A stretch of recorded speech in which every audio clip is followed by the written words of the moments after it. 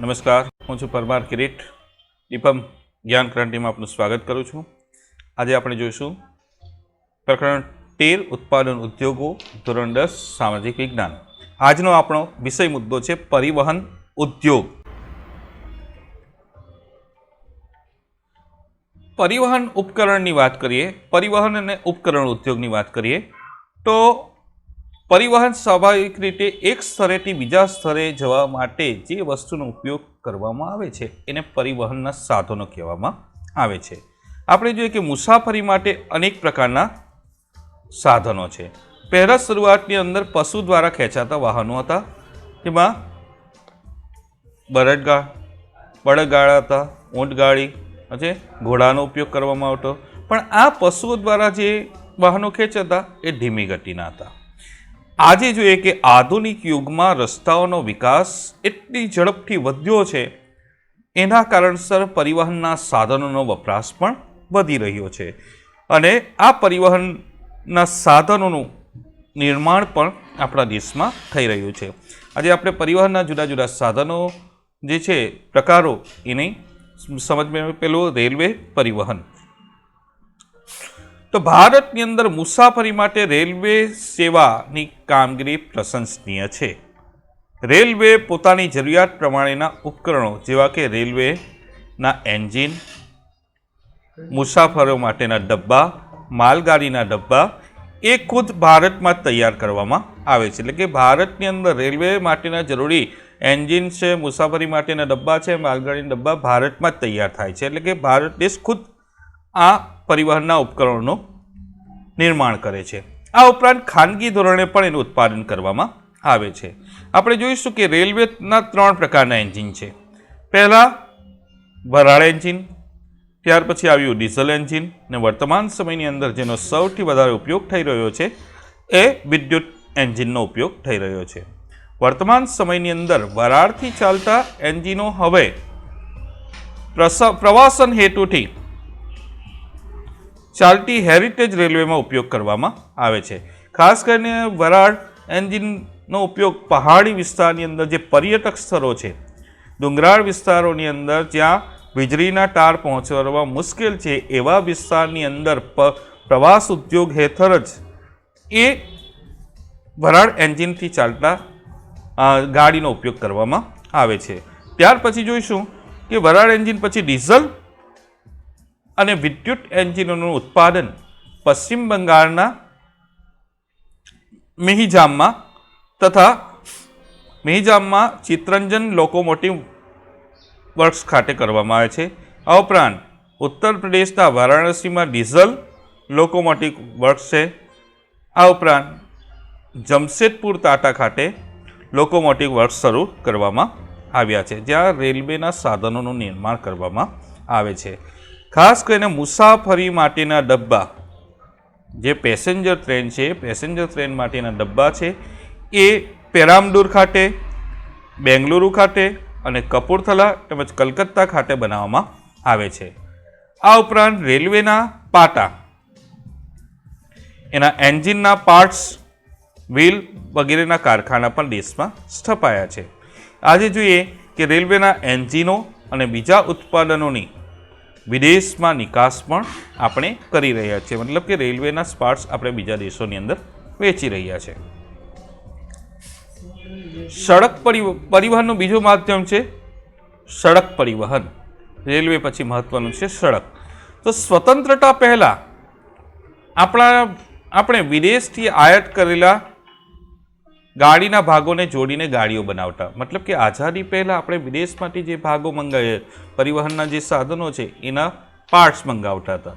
ત્યાર પછી એ પાર્ટ્સને જોડીને આપણે ગાડી તૈયાર કરતા હતા. પણ આજે જોઈએ તો આપણા દેશની અંદર આપણે ખુદ ટ્રક, બસ, કાર, મોટરસાઇકલ, સ્કૂટર અને સાયકલ બનાવવાના દેશની અંદર કારખાના સ્થપાયા છે. એટલે આ વસ્તુઓ હવે આપણા દેશમાં જ બની રહી છે. પરિવહનના સાધનો, સડક વાહનોનું ઉત્પાદન જે છે મોટે ભાગે ખાનગી ધોરણ દ્વારા થાય છે. વિશ્વની અંદર વ્યાવસાયિક વાહનોના ઉત્પાદનમાં ભારતનું સ્થાન 5મું છે.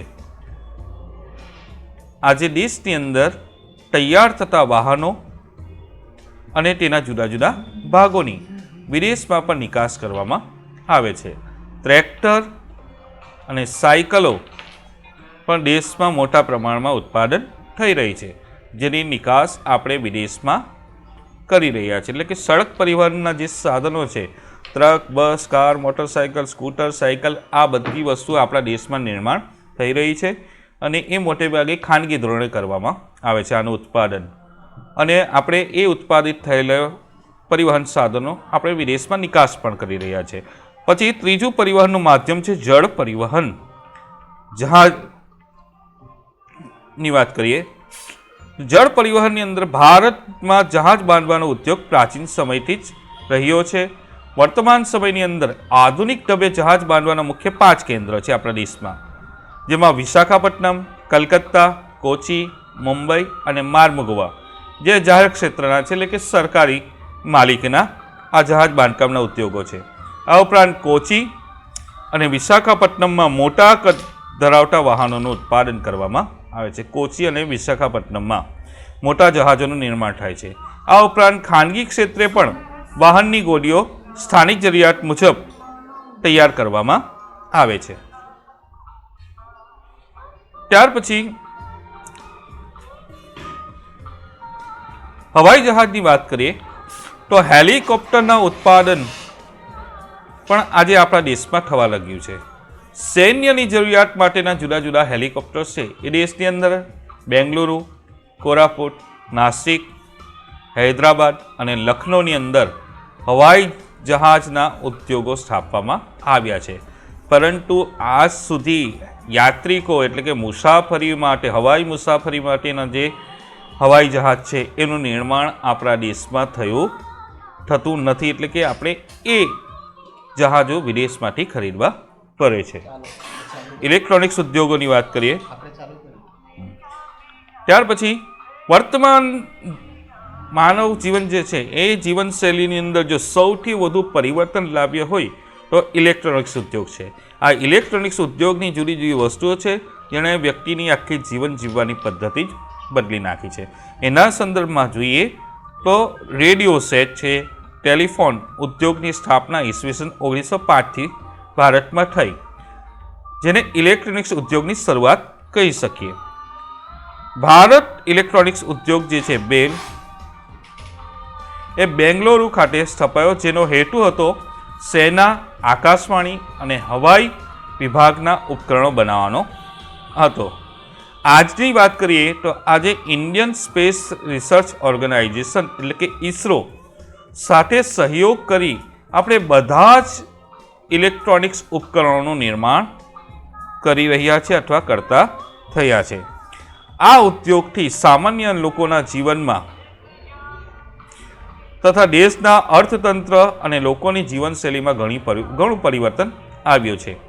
આજે જોઈએ કોમ્પ્યુટરના હાર્ડવેર તથા સોફ્ટવેર બંને ભારતમાં બની રહ્યા છે. કોમ્પ્યુટર ઉદ્યોગ જે છે એની અંદર હાર્ડવેર અને સોફ્ટવેર બંને જે છે એ ભારતમાં તૈયાર થઈ રહ્યા છે.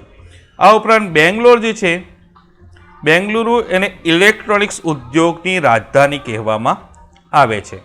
બેંગલુરુ જે છે ઇલેક્ટ્રોનિક્સ ઉદ્યોગની રાજધાની કહેવાય છે અને એને ભારતની સિલિકોન વેલી પણ કહેવામાં આવે છે.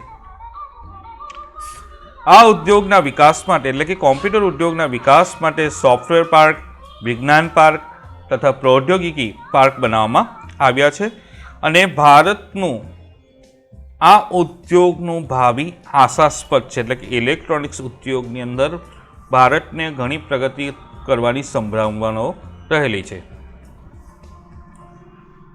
અંતમાં આપણે જોઈશું, અત્યાર સુધી જોઈએ આપણે ઉદ્યોગો, ખનિજ આધારિત ઉદ્યોગ અને કૃષિ આધારિત ઉદ્યોગો, પણ જ્યાં ઉદ્યોગ છે ત્યાં પ્રદૂષણ પણ છે. તો આપણે ઔદ્યોગિક પ્રદૂષણ વિશેની સમજ મેળવવાની છે કે ઔદ્યોગિક પ્રદૂષણ અને પર્યાવરણીય અતિક્રમણ અથવા અવક્રમણ. પર્યાવરણની ગુણવત્તામાં ઘટાડો થાય તેને પર્યાવરણીય અવક્રમણ અથવા અતિક્રમણ કહેવામાં આવે છે. યાદ રાખવાનું છે કે દેશના આર્થિક વિકાસની અંદર, કોઈ પણ દેશના આર્થિક વિકાસમાં ઔદ્યોગિક ઉત્પાદનનો ફાળો નોંધપાત્ર છે, પણ ઉદ્યોગે પ્રદૂષણમાં પણ વધારો કર્યો છે. આપણે યાદ રાખવું પડશે. જ્યાં ઉદ્યોગ છે ત્યાં પ્રદૂષણ છે અને એનાથી પર્યાવરણનું અતિક્રમણ પણ થયું છે. ખાસ કરીને કુદરતી તથા માનવ સર્જિત કારણોના કારણે પર્યાવરણની ગુણવત્તામાં ઘટાડો થાય તેને પર્યાવરણીય અતિક્રમણ કહેવામાં આવે છે. કે કુદરતી કારણો કે માનવ સર્જિત કારણોના કારણે પર્યાવરણની જે ગુણવત્તા છે એની અંદર જે નબળાઈ આવે છે અથવા ગુણવત્તામાં ઘટાડો થાય છે એને પર્યાવરણીય અવક્રમણ અથવા અતિક્રમણ કહેવામાં આવે છે, જેને પ્રદૂષણ પણ કહી શકો છો. એમાં ઉદ્યોગો થકી 4 પ્રકારના પ્રદૂષણો થાય છે. પહેલું હવા પ્રદૂષણ, બીજું જળ પ્રદૂષણ, ત્રીજું ભૂમિ પ્રદૂષણ અને ચોથું છે અવાજ પ્રદૂષણ. આજની સ્થિતિ જોઈએ કે આજના સ્પર્ધાત્મક જમાનામાં ઉદ્યોગોએ મોટા પ્રમાણમાં હવા અને જળને પ્રદૂષિત કર્યા છે. હવા અને પાણી ઉદ્યોગોના કારણે પ્રદૂષિત થયા છે. કાર્બન મોનોક્સાઇડ અને સલ્ફર ડાયોક્સાઇડ જેવા અતિ નુકસાનકારક વાયુઓના કારણે હવા પ્રદૂષિત બની રહી છે. આ ઉપરાંત ઉદ્યોગોનો જે કચરો છે, ઔદ્યોગિક કચરાના કારણે પણ જલ પ્રદૂષણ વધ્યું છે. મોટે ભાગે ઉદ્યોગો દ્વારા જે કચરો નીકળે છે એ કચરો મોટે ભાગે શુદ્ધિકરણ કર્યા વિના નદીની અંદર કે જળાશયો કે તળાવોની અંદર ઠાલવી દેવામાં આવે છે. એના કારણે કે જળની જે ગુણવત્તા છે એ ઘટી રહી છે. આજે જોઈએ કે ઘણા કારખાના નિયમને અવગણીને ઔદ્યોગિક રીતે પ્રદૂષિત થયેલું પાણી નદીમાં વહાવી દે છે અને પાણી દૂષિત કરતાં પાણીનું પ્રદૂષણ વધ્યું છે, એટલે અતિ દૂષિત બન્યું છે. આજે મોટે ભાગે નદીઓની અંદરનું પાણી પીવાલાયક રહ્યું નથી, કારણ કે ઉદ્યોગોનો જે મલિન કચરો છે એ નદી જળાશયોની અંદર ઠલવાય છે. એનાથી પાણીની ગુણવત્તા ઘટી રહી છે. ત્યાર પછી જોઈશું ધ્વનિ પ્રદૂષણ. અવાજનું પ્રદૂષણ પણ વર્તમાન સમયની અંદર મહત્ત્વનું કારણ છે અને માનવ જીવન માટે એક બહેરાશનું કારણ પણ આ ધ્વનિ પ્રદૂષણ છે. ઉદ્યોગોમાં જૂની પુરાણી મશીનરીનો ઉપયોગ ચાલુ રહે, પરિવહનના જૂના સાધનોનો વપરાશ ચાલુ રહે તો અવાજનું પ્રદૂષણ વધી રહે છે. એટલે કે જૂના યંત્રનો ચાલુ રહેલો વપરાશ એ અવાજ પ્રદૂષણનું પ્રમુખ કારણ છે. અતિશય ઘોંઘાટના કારણે મનુષ્ય જે છે માનસિક તાણ અનુભવે છે. જ્યાં ઘોંઘાટ છે ત્યાં માનસિક હેરાનગતિ વ્યક્તિ સહન કરતો હોય છે. આ દિશાની અંદર આપણે શું કરી શકીએ કે પર્યાવરણ અવક્રમણને આપણે અટકાવવું હોય તો આપણે શું કરી શકીએ? એનો વિચાર કરીએ તો દેશમાં વિકાસ થાય એ જરૂરી છે, પણ દેશના વિકાસની સાથે સાથે પર્યાવરણનો વિનાશ ન થાય એ રીતે વિકાસ કરીએ તો સાચા અર્થની અંદર એ વિકાસ કહેવાશે. મતલબ કે વિકાસની સાથે આપણે પર્યાવરણની ગુણવત્તાને જળવાય એવા પ્રયત્ન કરવાના છે. એના માટે સૌપ્રથમ તો કરવું પડશે ઔદ્યોગિક વિકાસનું યોગ્ય આયોજન કરીને આપણે પ્રદૂષણની માત્રાને ઘટાડી શકીએ છીએ. કઈ રીતે? તો ઔદ્યોગિક વિકાસ માટે વપરાતા જે ઉપકરણો છે કે સાધનો છે એ ઉપકરણોની ગુણવત્તા સારી હોવી જોઈએ, ઈંધણની યોગ્ય પસંદગી કરવી જોઈએ. આ ઉપરાંત ઉપકરણ અને ઈંધણની પસંદગી દ્વારા આપણે પ્રદૂષણને કેટલીક માત્રાની અંદર ઓછી કરી શકીએ છીએ. અત્યારે મોટે ભાગે જોઈશું કે જે 2 વ્હીલ બાઇક છે એની અંદર ડબલ ફિલ્ટરવાળા સાયલેન્સર આવ્યા છે, જે અવાજનું પ્રદૂષણ કેટલેક અંશે ઓછું કરે છે અને હવાનું પ્રદૂષણ પણ કેટલેક અંશે ઓછું કરે છે. વર્તમાન સમયની અંદર જોઈએ કે હવા પ્રદૂષણ રોકવા માટે PUC પોલ્યુશન અંડર કંટ્રોલનું સર્ટિફિકેટ લેવું જરૂરી બન્યું છે. તો આવા કેટલાક નિયમો ઘડવામાં આવે અને યોગ્ય ઉપકરણો અને સાધનોની પસંદગી કરવામાં આવે તો આપણે કેટલાક પ્રદૂષણને ઓછું કરી શકીએ છીએ. આ ઉપરાંત જે હવાની અંદર ઉત્સર્જિત થતા પ્રદૂષણને કે હવામાં જે કચરો ફેલાય છે એ પ્રદૂષણને અટકાવવા માટે આપણે ફિલ્ટર છે, સ્ક્રબર છે, યંત્ર છે, આ ઉપરાંત પ્રેસિપિટેટર્સ છે, જેના દ્વારા આપણે હવા પ્રદૂષણને કેટલેક અંશે નિયંત્રિત કરી શકીએ છીએ. એટલે કે જે કચરો ફેલાય છે હવા પ્રદૂષણનું પ્રમુખ કારણ બને છે એને જે યોગ્ય પ્રક્રિયાઓમાંથી ફિલ્ટર કે સ્ક્રબર દ્વારા બહાર કાઢવામાં આવે તો કેટલેક અંશે આપણે પ્રદૂષણને ઓછું કરી શકીએ છીએ. આ ઉપરાંત ઉદ્યોગોના પ્રદૂષિત પાણીને નદીમાં છોડતા પહેલાં એમાં શુદ્ધિકરણ કરીને આપણે જળ પ્રદૂષણ નિવારી શકીએ છીએ. એટલે જે મલિન પાણી છે, પ્રદૂષિત જળ છે ઉદ્યોગોનું, એને નદીમાં છોડતા પહેલાં એને કેટલીક શુદ્ધિકરણની પ્રક્રિયામાંથી પસાર કરીએ તો આપણે જળ પ્રદૂષણને પૂરેપૂરું તો નહીં પણ કેટલીક માત્રાની અંદર આપણે પ્રદૂષિત થતાં અટકાવી શકીએ છીએ। આ ઉપરાંત ઉદ્યોગોના પ્રદૂષિત પાણીને યોગ્ય પ્રક્રિયા દ્વારા આપણે શુદ્ધ કરી શકીએ અને તેનો વપરાશ કરી શકીએ એમ છે।